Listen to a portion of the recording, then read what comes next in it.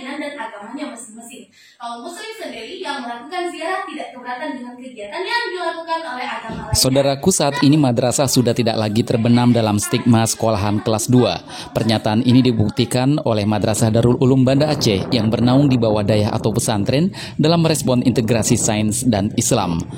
Dalam mewujudkan harmonisasi tersebut, 4 siswa-siswi Madrasah Darul Ulum Banda Aceh, Adim, Hafiz, Syawira, Najla, dan Fazira tampil cemerlang dalam ajang kompetisi Madrasah Young Researcher Super Camp atau MAERES tingkat nasional secara daring Ahad 29 Agustus 2021.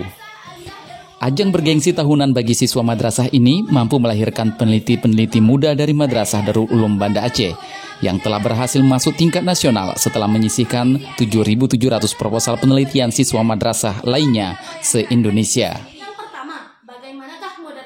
Adi mengatakan, ajang MAERES ini adalah bukan sekedar sebagai kompetisi saja, melainkan sebagai modal untuk mengikuti kompetisi penelitian-penelitian lainnya.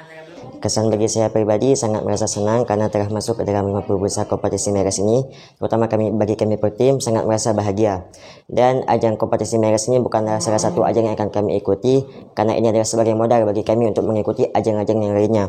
Dan ucapan terima kasih kami ucapkan kepada guru pembimbing kami, Ibu Rosa khususnya, dan Ibu Mariani selaku kepala sekolah, dan kepada staf-staf dan jajaran guru-guru serta ustaz-ustaz yang ada di daerah ini. Sementara itu, Kepala Seksi Pendidikan Madrasah Kantor Kementerian Agama Kota Banda Aceh, Dr. Qadriah MPD, saat melakukan monitoring sekaligus pendampingan, berharap untuk kedepannya lebih banyak lagi penemuan yang dihasilkan dari siswa madrasah melalui penelitian yang beragam dari berbagai bidang sebagai embrio sebuah karya besar yang diharapkan dapat mengubah peradaban dunia. Saya Asalim, tim Kemenak Banda Aceh News, melaporkan.